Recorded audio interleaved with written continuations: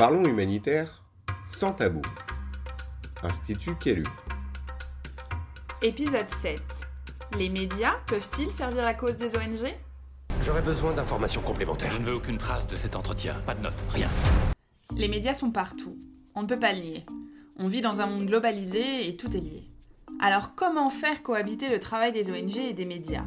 Comment ne pas tomber dans une instrumentalisation mutuelle ? Comment faire au final pour trouver une forme d'équilibre ? C'est ce que nous allons voir aujourd'hui avec Saïdou.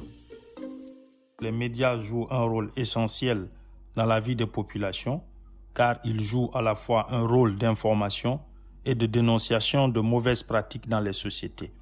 Ces médias ont tendance à évoluer, ces médias ont tendance à s'épanouir et à s'agrandir dans les pays africains.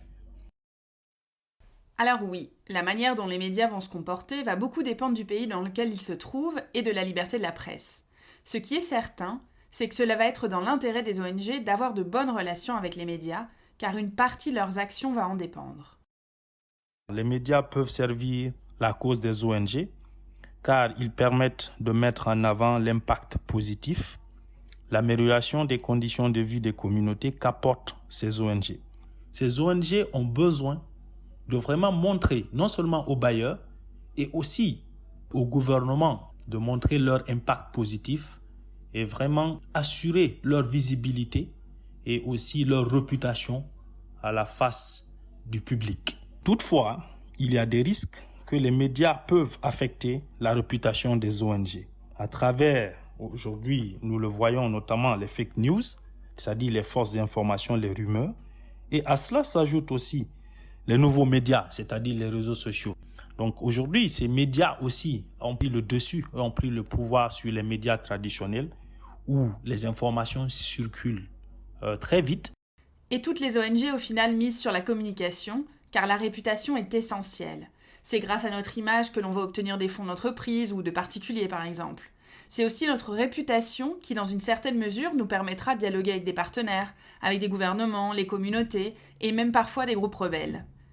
Et dans certains contextes, ne pas avoir une bonne réputation ou ne pas contrôler l'information peut amener à freiner la mise en place de certains projets.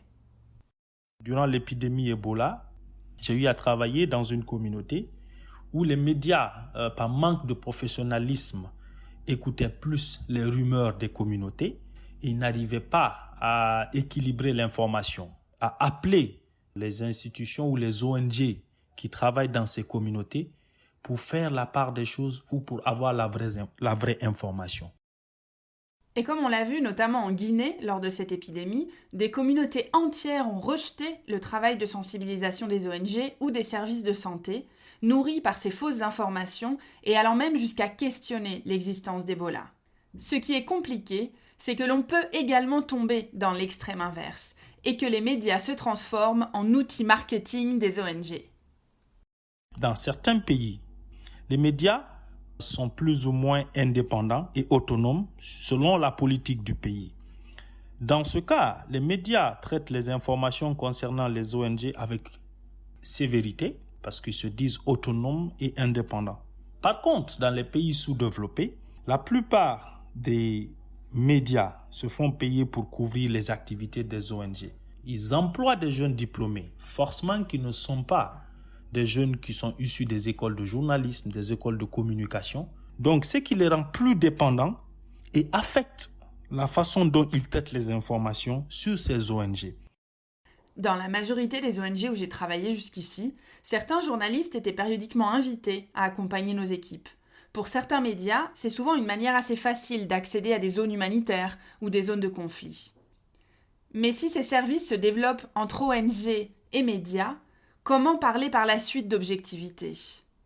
Cela va beaucoup dépendre du type de médias, bien sûr. Et finalement, l'équilibre parfait serait que les médias relaient le travail des ONG, le bien comme le mal, en conservant un sens critique. Les médias représentent aujourd'hui le quatrième pouvoir. Ils font partie de la vie de ces ONG parce que nous avons aussi des médias qui sont là, qui sont aussi des médias d'investigation, qui peuvent vraiment relayer des allégations ou qui peuvent même effectuer des enquêtes contre des ONG qui ne sont pas conformes.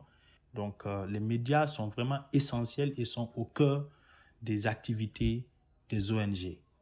Rêvons donc et espérons qu'une réelle démocratie s'installe dans nos différents pays, dans un monde où les médias ne seraient pas assujettis au pouvoir économique et politique. Merci beaucoup d'avoir été avec nous aujourd'hui et je vous donne rendez-vous très bientôt pour un nouvel épisode de Sans Tabou.